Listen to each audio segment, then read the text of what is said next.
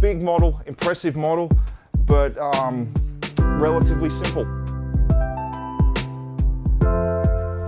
Hey guys, welcome back to Hearns TV. It's me, Dan, and I'm going to do another unboxing video for you today with a model I think you're going to be really impressed with, because I'm really impressed with it. So, have a look at the Tupolev Tu-142 Bear. Now, this kit's enormous, and this plane is enormous. Now, a little bit about the Bear. This particular one, the 142, is actually a sub-hunter predominantly. It's maritime strike and reconnaissance roles. This one was developed from the Tupolev 95, which is the nuclear bomber version for the originally for the Soviet Air Force. This thing came about as a result of the American Navy putting Polaris missiles onto their submarines, so they needed something that could patrol the oceans for lengthy periods of time and hunt down and destroy submarines, and also do reconnaissance over the oceans. And that's how this thing came about. It went into service in 1972. About 100 of them were made. It also saw active service with the Indian Defence Force. They had about 8 of them, although they were completely retired in 2017.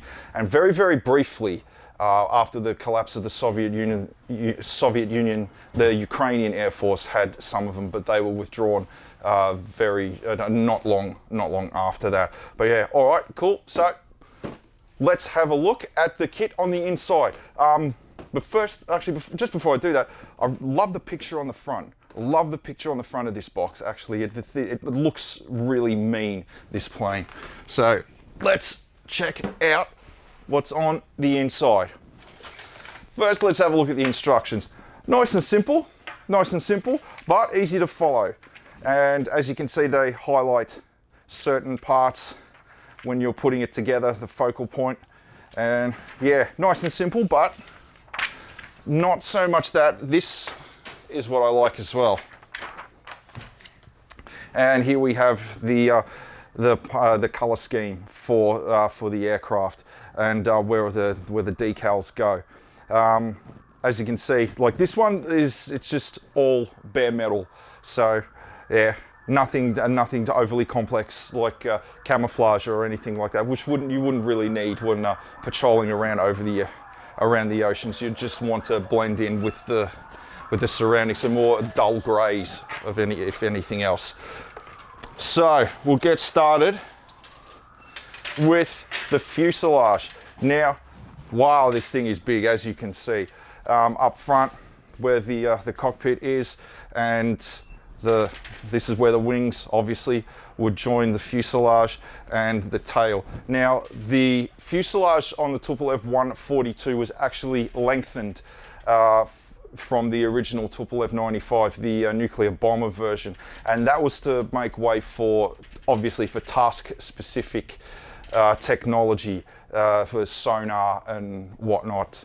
Magnetic anomaly detectors, and which I think is what this thing is here, just on the underside. Impressive weapons payload as well. I think it could carry up around 11,000 kilos of torpedoes, mines, sonar buoys, and depth charges, and anything that's going to make a submarine go boom and sink to the bottom of the ocean. And then it had in the rear, as you can see here, there was a tail gunner with 2 23mm autocannons. They had the crew was anywhere from 11 to 13 on one of these things, depending on what the mission was for. And yeah, all right, that's enough of the fuselage for the moment. Yeah, I'll put that down there. Now, here we have the wings. And as you can look at that, this is a big model, very big model.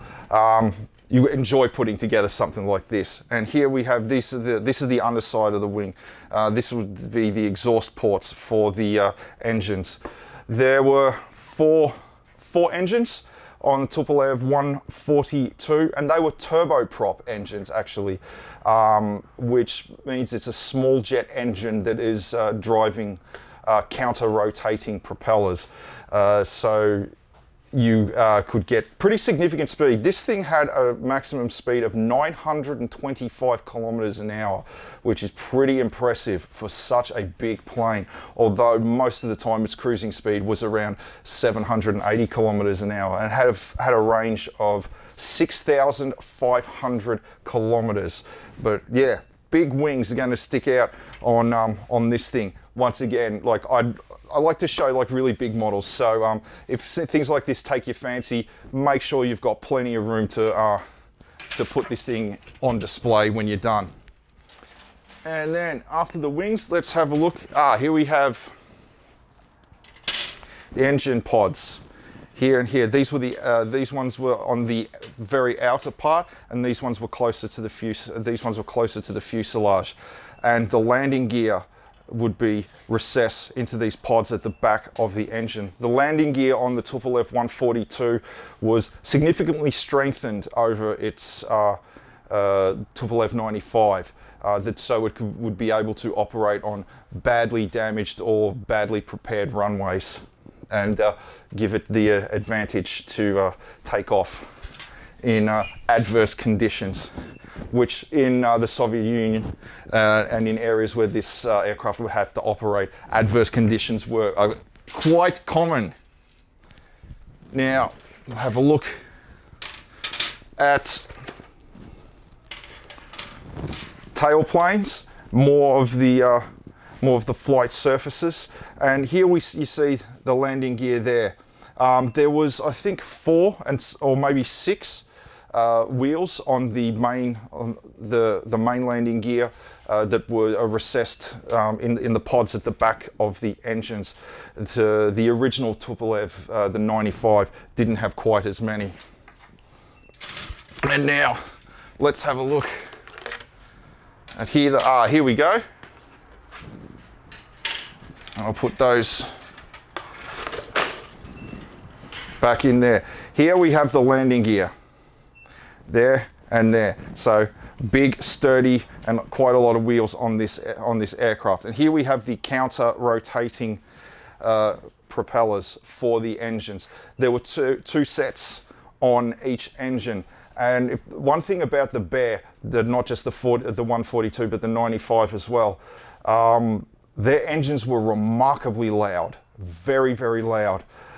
There's stories of fighter pilots from NATO that intercepted these aircraft, that when they were flying next to them, escorting them out of the edge of the airspace, they could still hear the engines of the Bear while they're over their own engines and inside their own cockpit. So remarkably loud aircraft. And yeah, that's about it actually, guys. Now before I wrap it up, I'll just show you, here's the canopy, and then the viewing port for the tail gunner, and all the little lights that would go on the landing gear and along the edges of the wing. Not much to this. Despite the fact it's a very, very big model, it's not really that complicated. So someone who is a bit of a novice with model making would want to do something big and impressive. This is definitely a kit that you would want to grab. Also, the painting as well is relatively simple.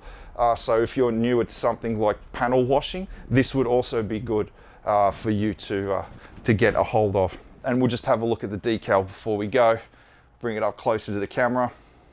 And the obvious red star of the Soviet Union, and all of the unit markings and the numbers making the aircraft recognizable to, pardon me, ground crew and their own forces. So yeah, I thought I'd keep this one pretty short and sweet, you know.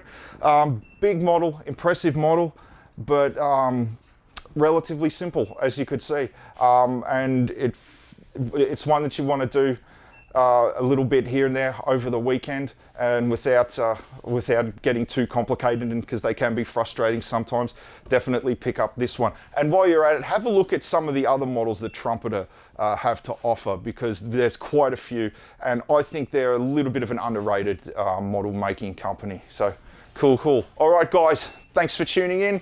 I hope you enjoyed this, and you know, I always look forward to seeing you in the store. And as always, rock and roll. Yeah.